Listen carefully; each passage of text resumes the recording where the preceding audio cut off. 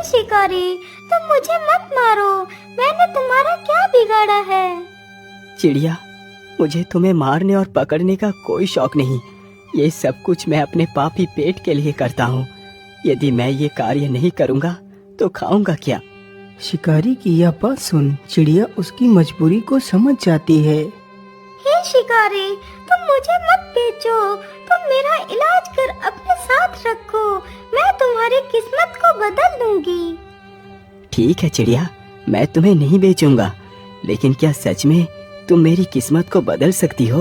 हाँ हाँ शिकारी, मैं एकदम उचित कह रही हूँ, मेरी बात का विश्वास करो। ठीक है चिड़िया, तो फिर चलो मेरे साथ मेरे घर। फिर शिकारी उस चिड़िया को भी अपने साथ लेकर चला जाता है।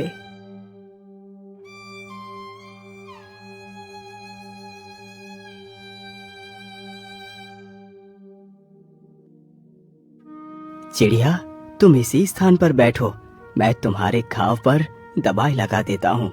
इतना बोलकर शिकारी चिड़िया को वहीं पर बैठाकर दवाई लेने जाता है। वह जल्दी ही एक कटोरी में दवाई ले आता है और उस चिड़िया के घाव पर लगाता है। चिड़िया, अब तुम यहीं पर बैठकर आराम करो, कल तक तुम बिल्कुल ठीक हो जाओगी।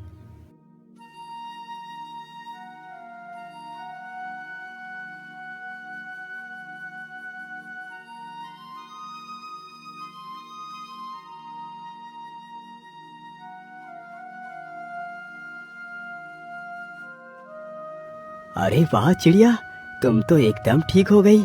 अच्छा, अब तुम यही घर में रुको, मैं शिकार के लिए जा रहा हूँ। अरे नहीं नहीं शिकारी, अब तुम शिकार नहीं करोगे। लेकिन चिड़िया, यदि मैं शिकार नहीं करूँगा तो पैसे कहाँ से आएंगे?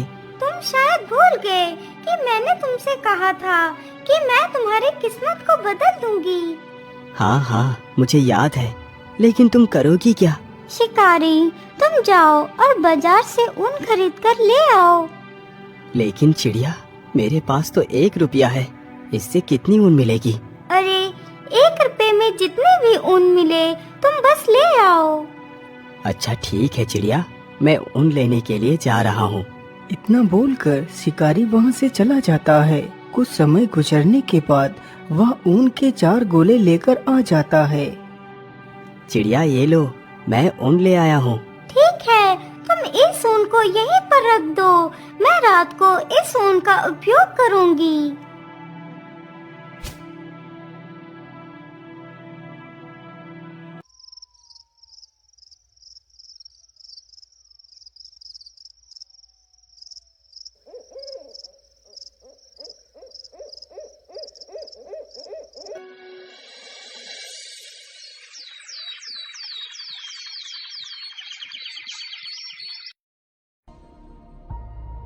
अगले ही दिन शिकारी जैसे ही सोकर उठता है तो वह देखता है कि सामने टेबल पर एक बहुत ही सुंदर शाही सूट रखा हुआ है। अरे, ये इतना सुंदर शाही सूट किसका हो सकता है, जबकि यहाँ तो कोई नहीं। अरे चिड़िया, ये शाही सूट कौन लेकर आया? अरे शिकारी, तुम ज्यादा अचंभित मत हो, ये सूट मैंने ही बनाया है। क्या ये सूट तुमने बनाया है? मुझे तुम्हारी बातों पर विश्वास नहीं हो रहा। तुम मेरी बात का विश्वास करो, ये मैंने ही बनाया है। अब तुम इस सूट को लेकर बाजार में बेच आओ। इतना सुनकर शिकारी उस शाही सूट को लेकर बाजार की ओर चल देता है, लेकिन उसके मन में काफी सारे सवाल चल रहे थे। आखिर ऐसा कैसे हो सकता है? भला एक चिड़िया इतना सुंदर सूट कैसे बना सकती है? मुझे तो लगता है ये कोई साधारण चिड़िया नहीं हो सकती। इसका पता तो मुझे लगाना ही होगा। ये सारी बातें सोचते सोचते शिकारी बाजार को पहुंच जाता है और एक स्थान पर उस शाही सूट को अपने कंधों पर डालकर खड़ा हो जाता है। सूट ले लो, सूट ले लो, शाही सूट ले लो। ऐसा शाही सूट आपने कभी नहीं देखा होगा। शिकारी की यह बात सुन उसके पास काफी सारे लोग इकट्ठे हो जाते हैं। अरे वाह, वाकई ये सूट तो कितना सुंदर है। मैंने आज तक इतना सुंदर सूट नहीं देखा। अरे भाई, इस सूट की क्या कीमत मांग रहे हो? अरे भाई, ये सूट 20 मोहरों का है। अरे भैया, मैं 20 मोहरे तो नहीं दे पाऊंगा, लेकिन हाँ, इसके लिए मैं 5 मोहरे अवश्य दे सकता हूँ। तभी वहाँ पर राजा का मंत्री आ जाता है। अरे वाह, यह शाही सूट तो कितना आकर्षक है। मैंने आज तक ऐसा शाही सूट नहीं देखा। यदि मैं ये सूट राजा को दूंगा तो राजा बहुत प्रसन्न होंगे। अरे भाई, तुम इस सूट की क्या कीमत मांग रहे हो? भैया, इस सूट की कीमत मैंने 20 मोहरे रखी है। ठीक है, ये लो 20 मोहरे और ये सूट मुझे दे दो। शिकारी जल्दी ही उन 20 मोहरों को लेकर उस शाही सूट को उसे दे देता है। अरे वाह, एक सूट तो 20 मोहरे का बिका। 20 मोहरे तो कमाने में मुझे वर्षों लग जाते। मैं ऐसा करता हूँ, फिर से ऊन खरीद कर ले चलता हूँ। आज तो मैं पता लगा कर ही रहूंगा इस चिड़िया का सच क्या है। अरे चिड़िया, तुमने तो कमाल ही कर दिया। तुम्हारे द्वारा बनाया गया सूट 20 मोहरों में बिका है। मैं और भी ऊन खरीद कर लाया हूँ। जैसे ही आधी रात गुजरती है तो वह शिकारी झूठ मूठ सोने का नाटक करता है। उधर वह कबूतरी भी शिकारी के सोने की प्रतीक्षा कर रही थी। मुझे लगता है शिकारी अब सो चुका है। चलो अब मैं अपने वास्तविक रूप में आ जाती हूँ। इतना बोलकर कबूतरी एक सुंदर राजकुमारी का वेश धारण कर लेती है और चुपचाप उस ऊन के वस्त्र बनाने लगती है। यह सारा दृश्य सत्या चुपचाप फटी आंखों से देख रहा था।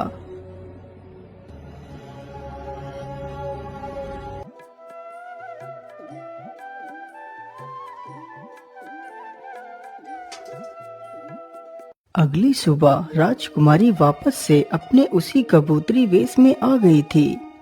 अरे वाह कबूतरी, आज तो तुमने और भी ज्यादा सुंदर वस्त्र बनाए हैं। लेकिन इतनी सुंदर वस्त्र बनाना किसी आम पक्षी के बस की बात नहीं। आखिर कौन हो तुम जो इस कबूतरी के वेश में रह रही हो? मैं तुम्हारी वास्तविकता को जान गया हूँ। बताओ, तुम कौन हो? सत्या, मैं कोई कबूतरी नहीं हूँ। मैं कल्पराज की राजकुमारी कल्पना हूँ। यह बात कई वर्ष पहले की है। मेरे पिता राजा वीर प्रताप को कोई भी संतान नहीं थी। लेकिन महारानी जी, मैं ऐसा नहीं कर सकता। चाहे मेरी कोई संतान हो या ना हो, यदि ईश्वर मुझे निस्संतान ही रखना चाहते हैं तो ये ही सही। लेकिन मैं दूसरा विवाह नहीं करूँगा। लेकिन महाराज, क्या आप अपने वंश को अपने तक ही सीमित रखना चाहते हैं? क्या आप नहीं चाहते कि आपका वंश आगे बढ़े? आखिर आपके बाद आपके राज्य को कौन संभालेगा? लेकिन महारानी जी, इसके लिए हम कोई न कोई उपाय अवश्य निकालेंगे। लेकिन मैं दूसरा विवाह नहीं करूँगा। हम आज ही उन पहाड़ी वाले बाबा के पास जाएंगे। मुझे पूर्ण विश्वास है कि वो हमारी मदद अवश्य करेंगे। इतना बोलकर राजा अपनी पत्नी के साथ रथ पर सवार होकर निकल पड़ता है।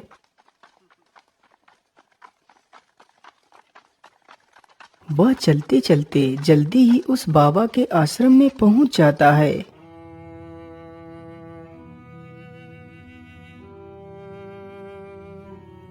बाबा, मैं बड़े ही विचित्र संकट में आकर फंस गया हूँ। समझ नहीं आ रहा क्या करूं और क्या ना करूं। महाराज, मैं आपकी चिंता के विषय को भली भांति समझता हूँ। बाबा, यदि आप सब कुछ जानते हैं तो फिर बताइए, क्या मैं इसी प्रकार जीवन भर निस्संतान रहूंगा? क्या मेरे भाग्य में कोई संतान नहीं है? महाराज, आप घबराइए नहीं। आपके भाग्य में संतान का सुख अवश्य लिखा है। लेकिन एक समस्या है। समस्या? लेकिन कैसी समस्या मुनिवर? आप मुझे उस समस्या को स्पष्ट रूप में बताइए। महाराज, तुम्हें एक पुत्री की प्राप्ति होगी, लेकिन तुम्हारी पुत्री जब तक पूरे 15 वर्ष की नहीं हो जाएगी तब तक अपने कदमों को जमीन पर नहीं रखेगी। यदि तुम्हारी पुत्री ने 15 वर्ष से पूर्व अपने कदमों को जमीन पर रख दिया तो बहुत बड़ी अनहोनी हो जाएगी। कैसी अनहोनी बाबा? मैं कुछ समझा नहीं।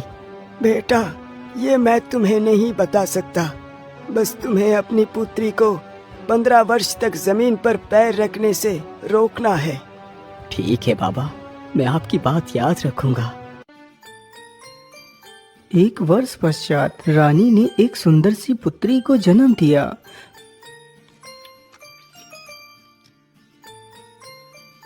मंत्री जी, जाओ और पूरे राज्य में धन दौलत बांटो। आज मेरे लिए सबसे बड़ा खुशी का दिन है।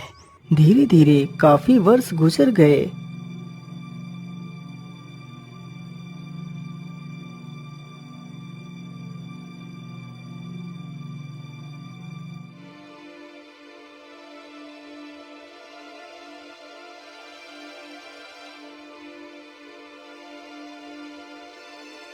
महारानी जी, आज की रात गुजरने के बाद मेरी पुत्री पूरे 15 वर्ष की हो जाएगी।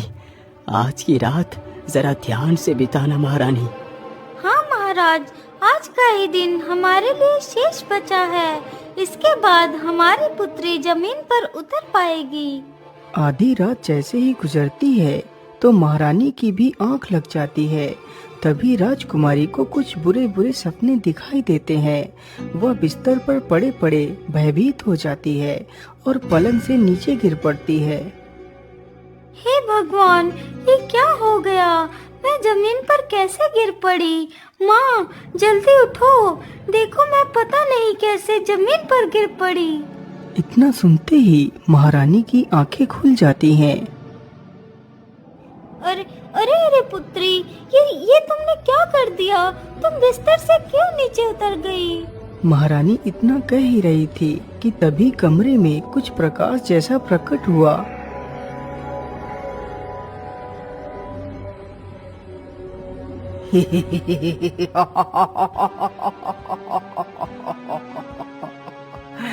महारानी जी, मैं भूखा हूँ, मुझे मांस खिलाओ, नहीं तो मैं तुम्हारी बेटी को खा जाऊंगा। नहीं राक्षस, तुम ऐसा नहीं कर सकते।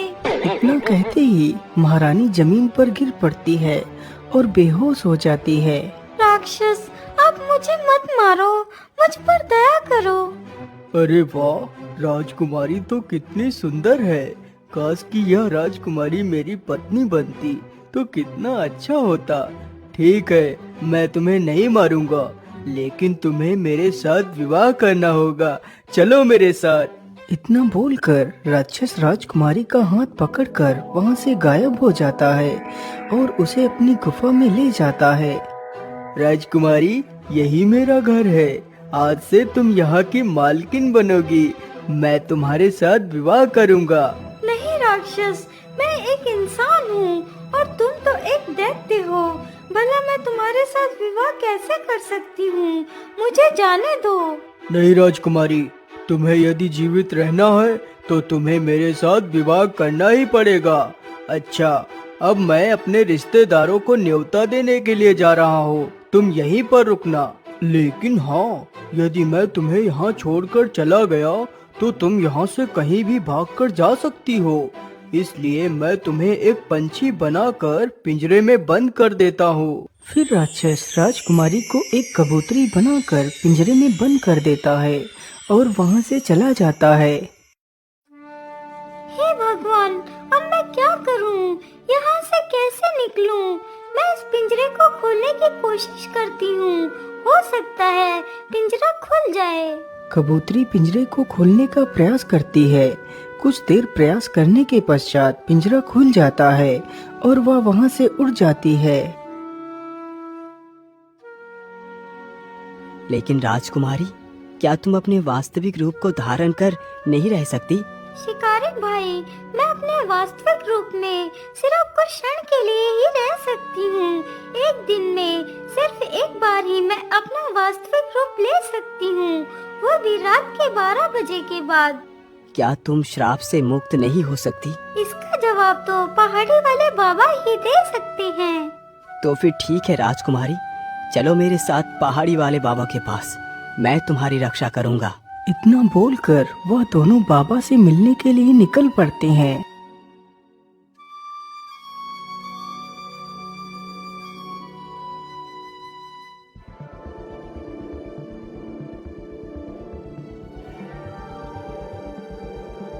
बाबा, हमारी सहायता कीजिए, हम बहुत ही दुविधा में पड़ गए हैं। बोलो बेटा, क्या बात है? तुम इतना परेशानी में क्यों दिखाई पड़ रहे हो? कबूतरी सारी कहानी बाबा को सुनाती है। पुत्री, तुम घबराओ मत, सब कुछ ठीक हो जाएगा।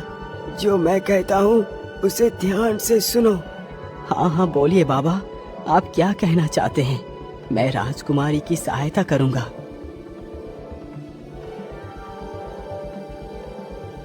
राजकुमारी, तुम्हें अपने वास्तविक रूप को प्राप्त करने के लिए उस नदी में स्नान करना होगा, तभी तुम अपने पिछले जन्म के श्राप से मुक्त हो पाओगी।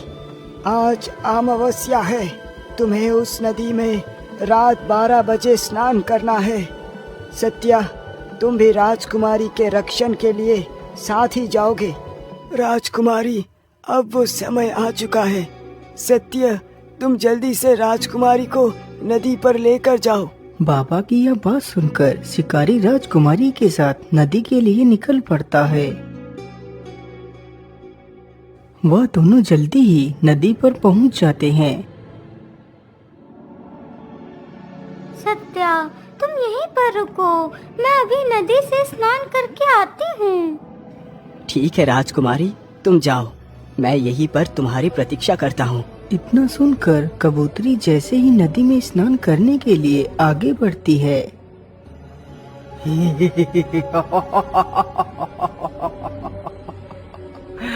नहीं राजकुमारी, नहीं, इतनी जल्दी नहीं, मैं तुम्हें मुक्त नहीं होने दूंगा। अरे ये क्या? मुझे लगता है ये वही राक्षस है। आज मैं इसे जिंदा नहीं छोड़ूंगा। शिकारी तुरंत ही मसाल लेकर उसकी तरफ बढ़ता है।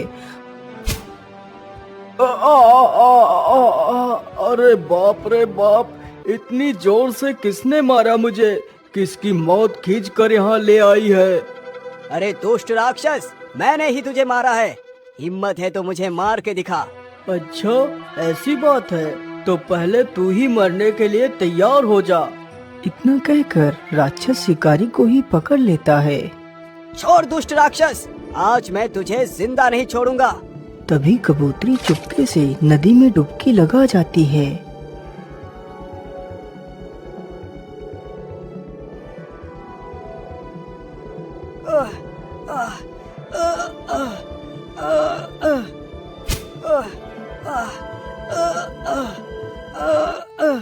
शिकारी, क्या तुम ठीक हो?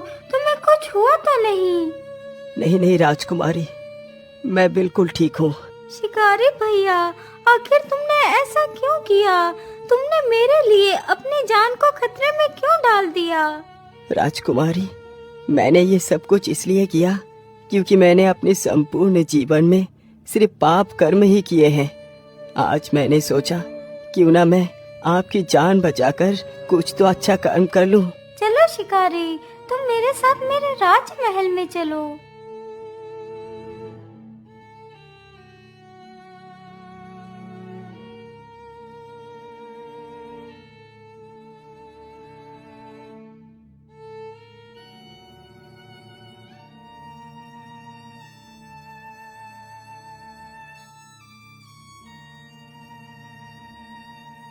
सत्या, आज तुमने मेरी पुत्री की जान बचाकर मुझ पर बहुत बड़ा उपकार किया है। मैं तुम्हारा ये उपकार कभी नहीं चुका पाऊंगा। मंत्री जी, सत्या को एक बैलगाड़ी भरकर सोना, चांदी, हीरे, जवाहरात दे दी जाए। राजा के इस आदेश पर शिकारी को एक बैलगाड़ी भरकर सोना, चांदी, हीरे, जवाहरात देकर सम्मान पूर्वक विदा कर दिया जाता है।